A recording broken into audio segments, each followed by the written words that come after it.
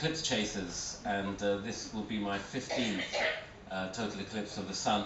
And I'd just like to share with you a few of the photographs that I've taken from around the world in the last 30 years or so.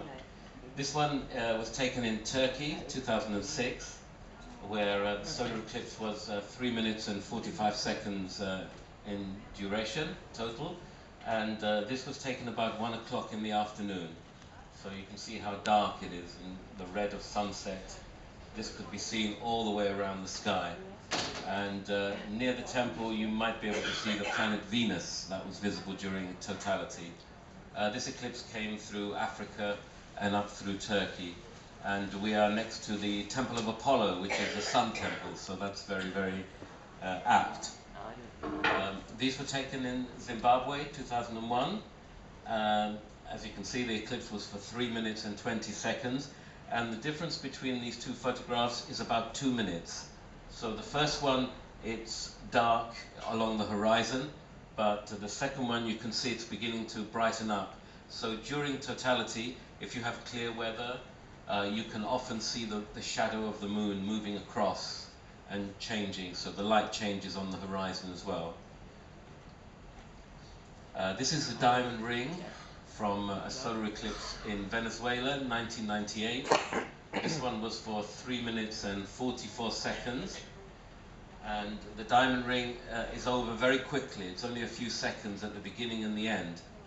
And if you want to take photographs and use multiple exposures, it's a good idea to have the long exposure at the beginning, and you get the big corona, and then you make the exposure smaller and smaller, and by the time you get to the end of the eclipse, you have your fastest exposure, and then you can get the diamond ring.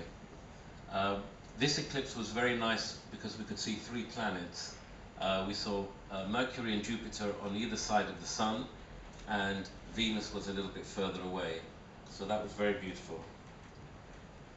Now, this was the eclipse in England, and being England, it was cloudy. So we didn't see the corona, we didn't see anything of the eclipse at all, but it's still possible to take some nice photographs. This is our plan B, to make pictures of the landscapes. And this is in Cornwall, in England, and these are tin mines along here. And you can see that the sea became a very green color just before totality. And with the cloud cover, we could see the shadow of the moon coming across like a big giant walking across the landscape. So this was quite spectacular. This eclipse was in Botswana, 2002. And you can see I have no place name because it was along the road. There was nothing on the road, and we just had to navigate to the center line. 1 minute 14 seconds. This was taken with a handheld camera before digital, so with a film. This one was in India, 1995, and the totality was only 54 seconds. So the shadow of the moon was very narrow, only 40 kilometers. For this eclipse, it's about 400 kilometers, so it's a less dark eclipse.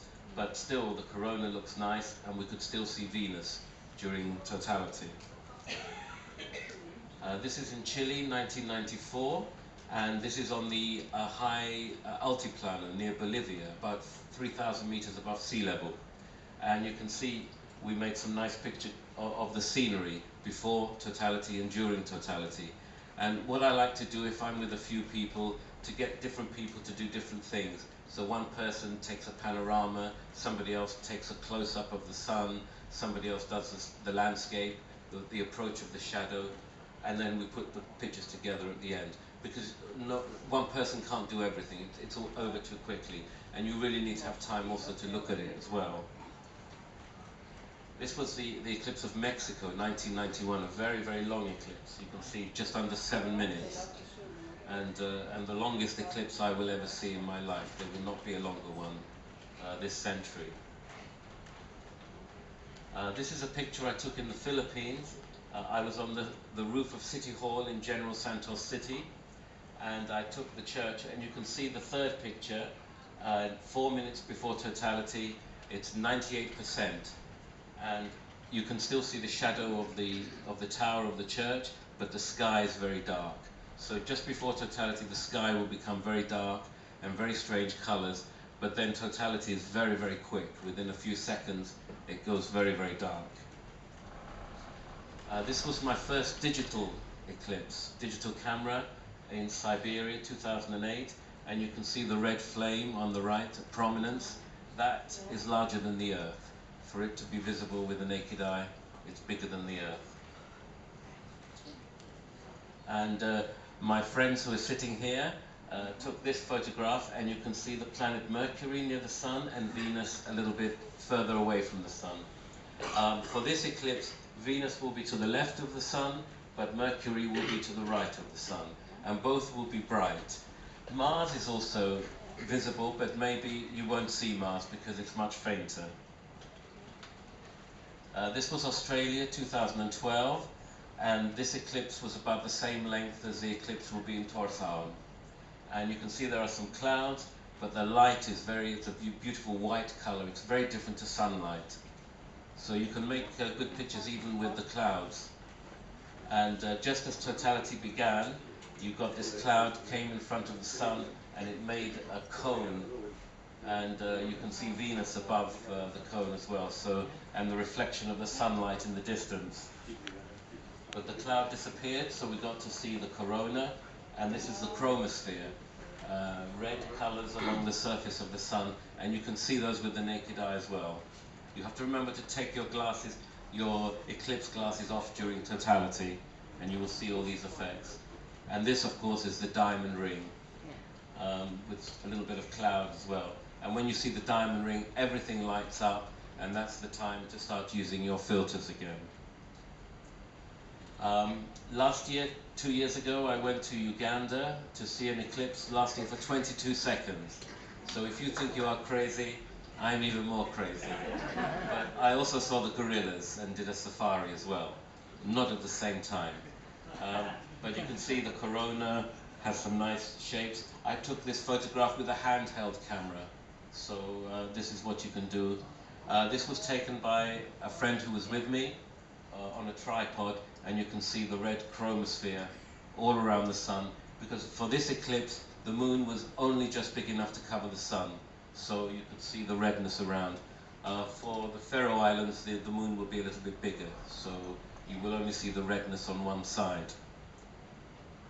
Now, you know about eclipses and how they're formed. I won't show you this, and you know where the shadow is, and there's the Faroe Islands. That's what we expect to see with the planets, Venus to the left, Mercury to the right. And this gives you an idea of things to look for during the eclipse. For the first 30 or 40 minutes after the first contact, you don't really notice anything. Things only begin to happen in the second half of the partial phases. And one thing to look out for is if there's any birds around.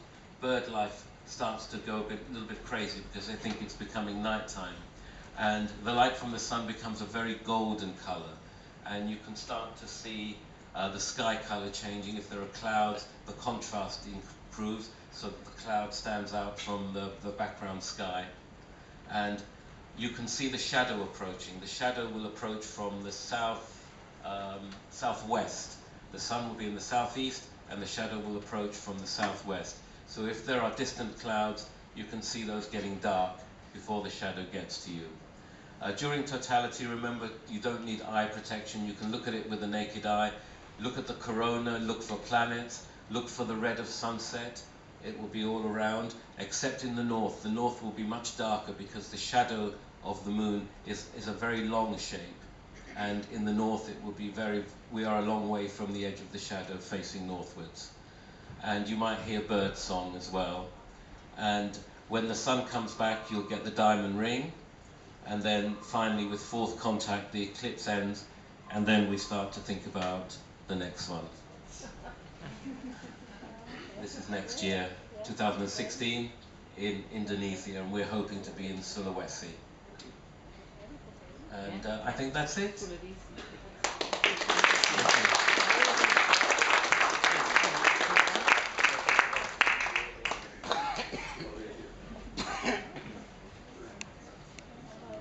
Thank you very much, Mr. Kryss. That was beautiful to see. Mange tak til Mr. Kryss. Og nu har jeg lige en opdatering på, hvordan vejr det bliver, og så videre.